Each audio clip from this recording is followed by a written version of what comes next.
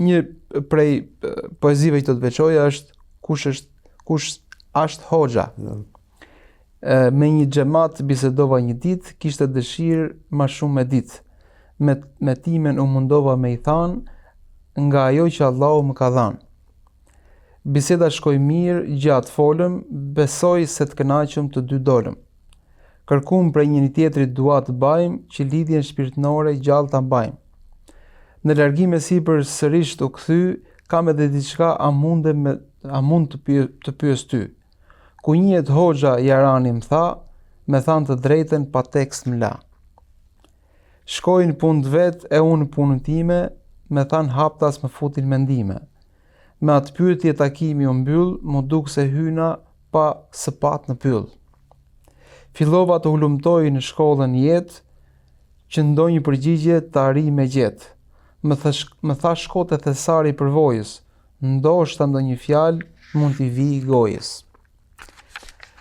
Poezia është e gjatë, ka shumë strofa, po jam kurios të di a është një pyetje që ju është bërë vërtet, apo është një pyetje që e keni bërë ju?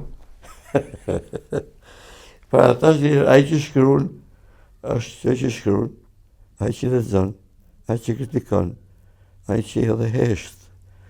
Pra i ka të gjitha se do të jesh vetë aktori i këtyre gjërave. Kjo është ka jo tamam në këtë formë që e kam vuajtur unë, po ka shumë njerëz për shembull që pyesin megjithëse çka karakteristika duhet të kenë një hoxh. Se çfarë veti do të kenë një hoxh. Dhe aty pastaj po të lexohet është e gjata, ja, po të lexohet ja mënu ja nga ana ime më që kam parë në përvojën time se kush është hoxh, kush mund të bëhet hoxh. Se hoxh po bëhen shumë, por ka dy lloje hoxhallarësh. Hoxhallar Rahmanit, hoxhallar Sultanit. Hoxhallar Rahmanit dhe cilët i rrin besnik Kur'anit dhe Sunnetit. Dhe nuk përkulen, ata mund burgosen, që është rasti në historinë që ne duhet i dim për shkak se gjithë ulemat e mëdhej herë pas here janë për burgos, dikush ka vdekur edhe në burg si Abu Hanifa.